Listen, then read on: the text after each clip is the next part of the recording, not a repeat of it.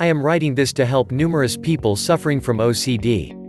I am going to write as if I am talking to a patient in front of me. First of all, I wish you to be unashamed of your OCD. You may feel embarrassed about the fact that you have OCD. You may feel even more hopeless because you already know that other people will not understand you.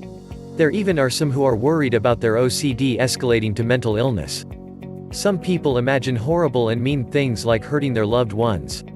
At times, they are scared of themselves imagining things like that. They worry about other people eyeing them strangely. You may look down on yourself for not being able to overcome things like this with reason. It is because at times, you keep doing unnecessary and meaningless things again and again. A lot of people show a tendency to explain their pain caused by their OCD. I understand. Even you yourself know that your problems may look insignificant from the outside. This is why you need a counselor, to talk about the things you feel embarrassed to discuss with other people. Rationally, you know that it is okay to talk about your OCD, but you suffer because you just can't make your mind and body to do so. If you continuously keep your heavy heart to yourself, your OCD becomes a secret of your own, the source of your pain only you know. This is all because of your shame. This will pull you further down. OCD often starts with a secret, from not being able to reveal something. Pain is aggravated because you have to hide both the causes and effects of your OCD. You cannot share everything about you with your closest family.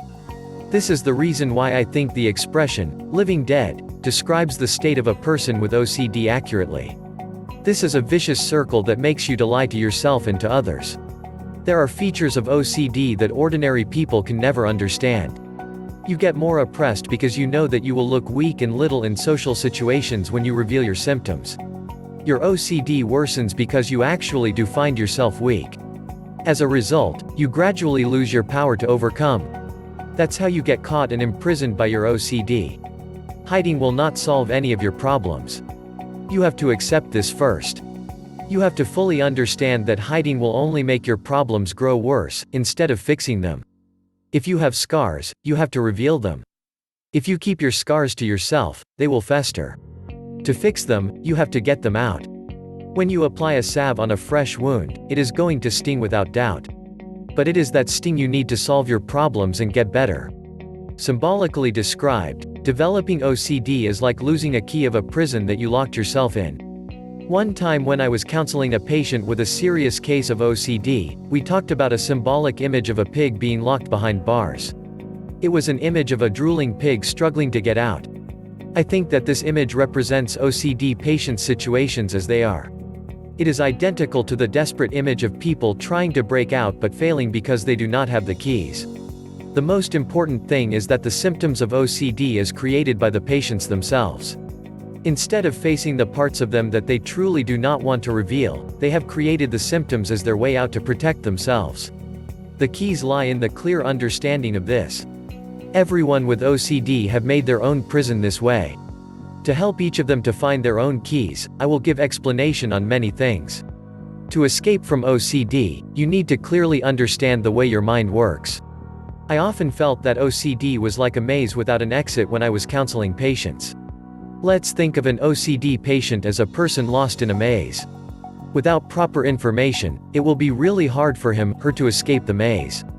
But what if that person knows the structures and principles of the maze? By clearly understanding the structures and principles, he/she will be able to escape the maze. This book will assist you to understand the structures and principles of the maze of OCD you are in. Obviously, it is not an easy path to follow. Even though every maze have different shapes, by clearly understanding the structures and principles, everyone will eventually find their way out. Already, a lot of people are redeeming their agency from their OCD. I think those who made recovery just by reading my articles were able to do so because they found emotional insights on the states they are in. They understood their situation as close to the truth as possible. I hope this book to be a gift to those who are suffering, hopelessly wandering the barren field of OCD. I will now reveal the aforementioned structures principles one by one.